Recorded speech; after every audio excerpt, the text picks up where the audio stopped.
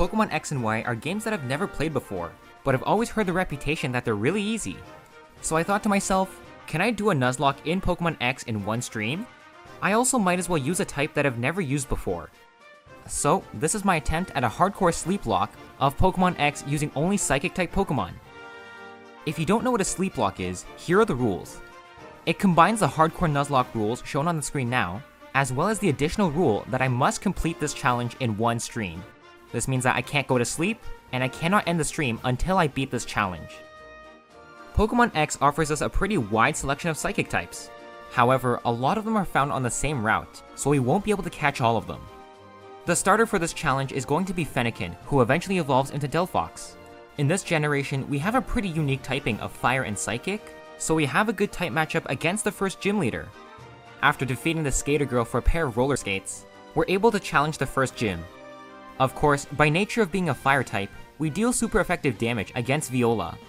She starts off with a Surskit, who happens to be a Water type.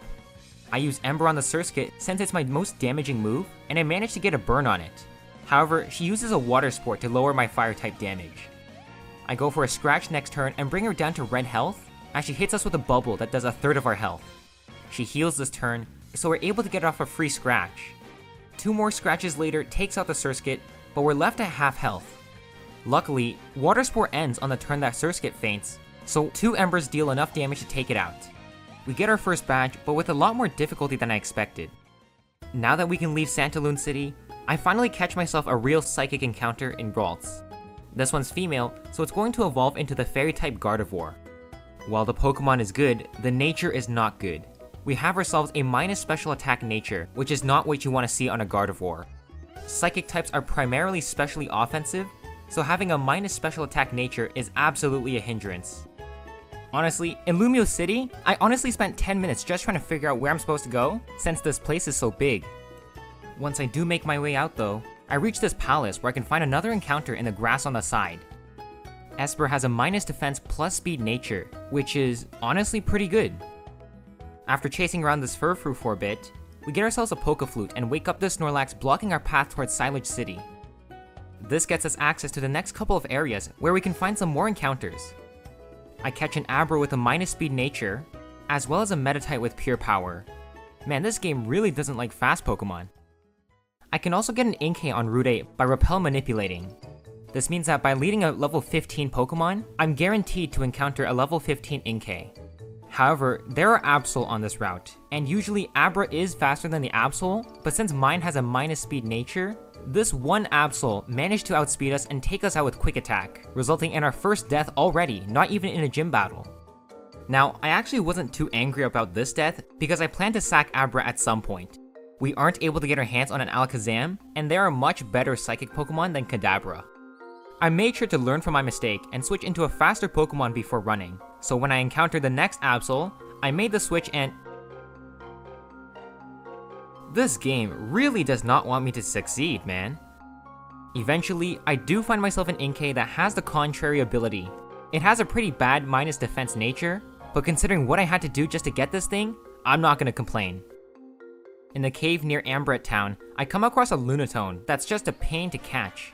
I threw several balls, but it just would not stay. I decided that I need to lower its health, so I switched into Inkay to use a Foul Play, but a single Foul Play took it out, losing our encounter. For a game that has a reputation of being so easy, I am making a lot of mistakes. There's one more encounter that I can catch before the second gym, and I do manage to catch this one. I find myself in Eevee on Route 10, that I'm going to evolve into Espeon right away. It has a neutral nature as well as the ability Synchronize, so nothing special here. After navigating past the gym trainers in the Silage Gym, I go up to challenge Grant, who uses rock types. His team is pretty scary since his Tyrant has Strong Jaw Bite. However, our Meditite learns Rock Smash, which is a decently powerful fighting move. So after getting Meditite up to level, we go and challenge Grant. He leads with Amora, who's 4 times weak to fighting type moves, so a Rock Smash just takes him out. A Rock Smash on the Tyrant does about 70%, but we get a lucky critical which takes out the Tyrant in one shot. This earns us a lucky second badge. As I try to leave Geosenge Town, it turns out that Skater Girl that we stole the rollerblades from evolved into a Korrina and now wants to take revenge for stealing her skates. Too bad for you, those skates are mine, and I don't even use them. On the route to my left, I catch myself a Chingling, which is a pretty weak psychic type Pokemon. We have a Naughty Nature, which is minus special defense plus attack. What's up with these bad natures? In Reflection Cave, I get myself a horde of Mime Juniors. Mr. Mime's actually a pretty decent Pokemon, so I make sure to get the fastest Mime Junior out of this pack. Once I make my way out of the cave and into Chaleur City, I visit Karina's grandpa who explains the mechanics of Mega Evolution. It's not like it's going to be useful though, since I can't use Mega Evolutions in this challenge. Without wasting any more time, I fight off against the Fiery Spirit Karina. Karina is a user of the Fighting type, so it's quite obvious that I swept her team. For some reason, even though she carries around 2 Lucario with her, she doesn't use one in her gym challenge, which makes this fight way too easy. Her first Pokemon is Mienfoo that fakes us out on the first turn, but a Psybeam on the next turn takes it out. Her second Pokemon, Machoke, has no special investment at all, so a Psybeam also takes him out. Finally is the Halucha. Since I picked out the fastest Mime Jr. in the pack, this Mr. Mime is able to outspeed the Halucha and hit it with a Psybeam to take it out. This wins us our third badge in an easy clean sweep. With the badge now in our possession, Karina grants us with a Mega Ring and shows us how to use it. After we take out her Lucario, we can finally make it to the next route. On Route 12, we find ourselves a Slowbro, as well as Execute at Azure Bay.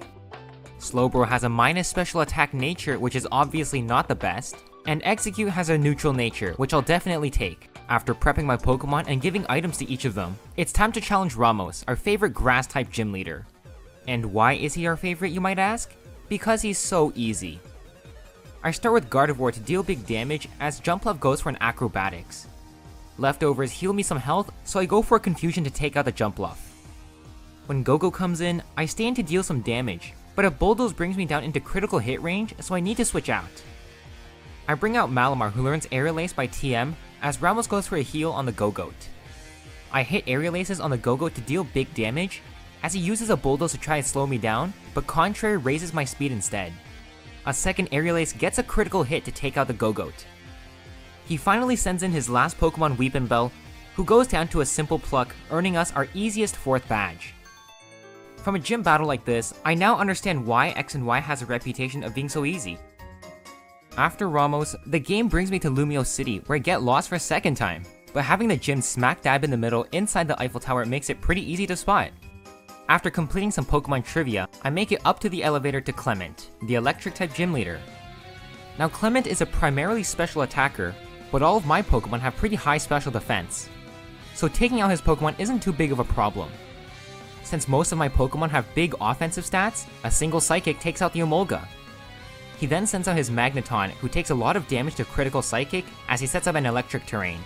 Next turn, a second Psychic takes him out.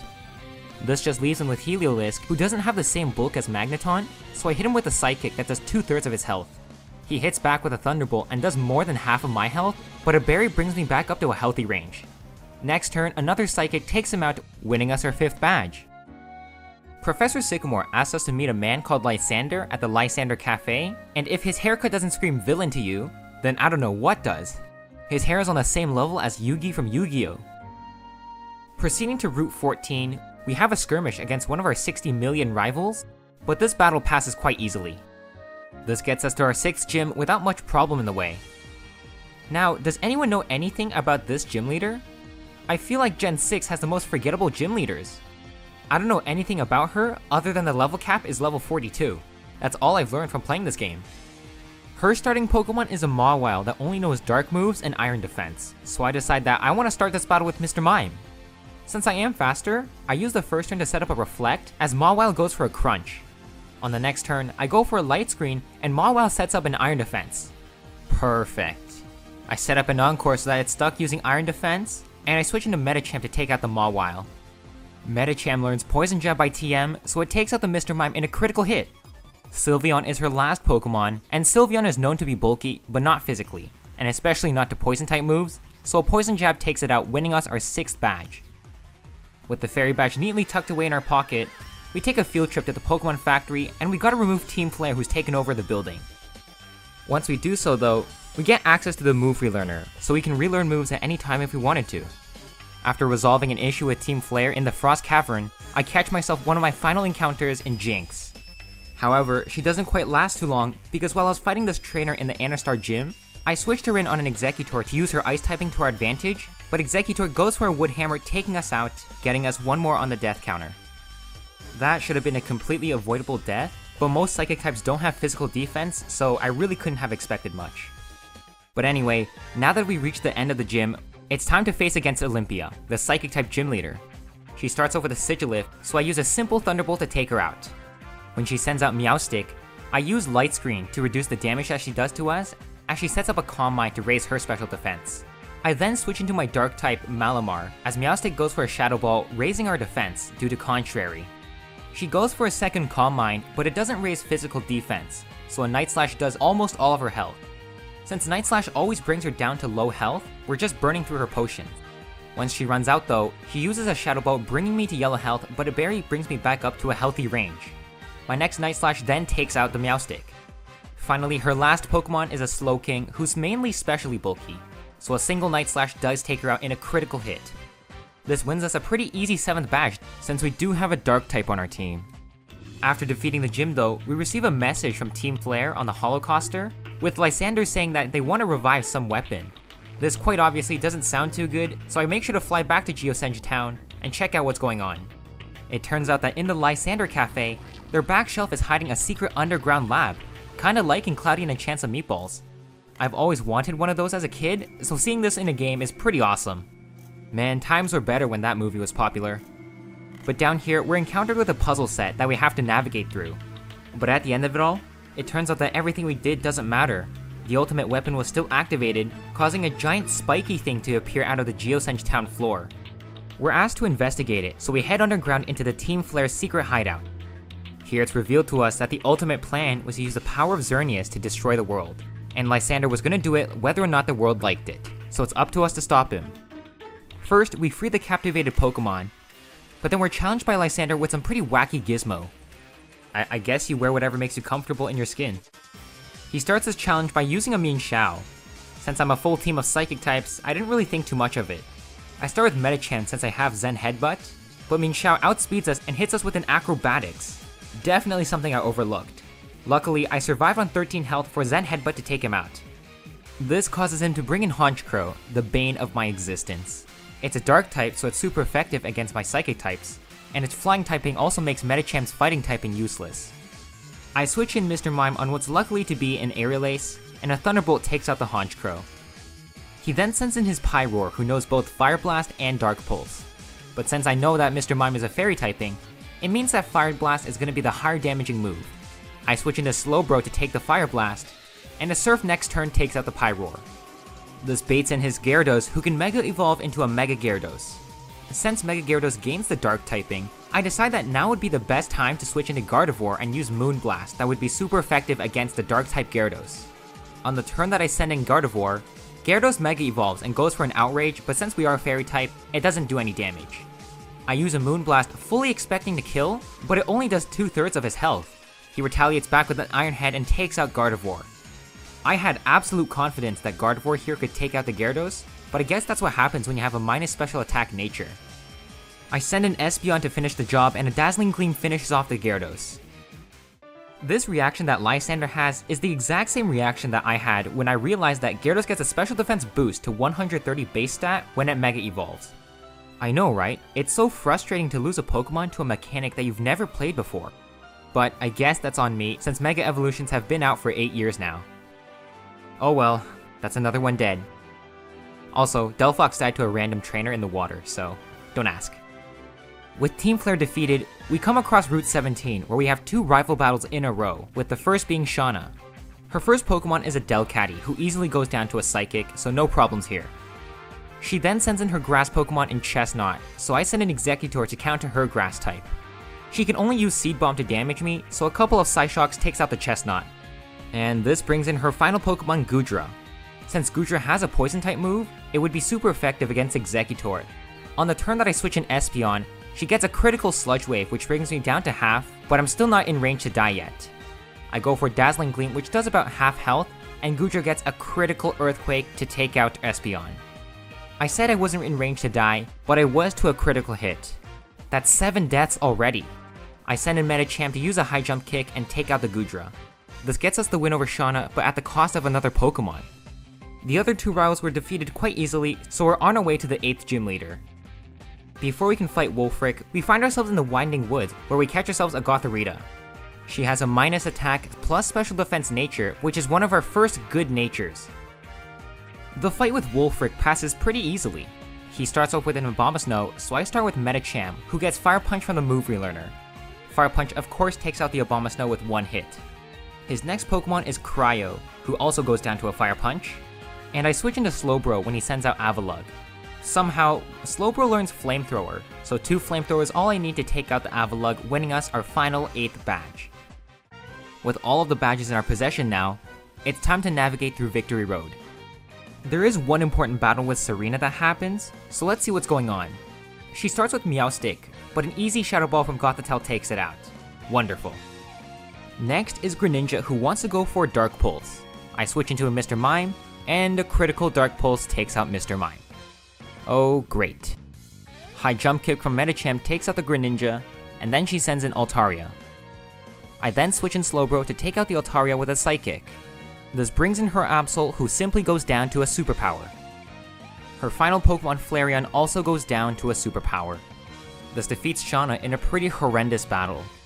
We've lost 8 Pokemon so far, so it's already more than half of our encounters. If we lose one more, then we won't have a full...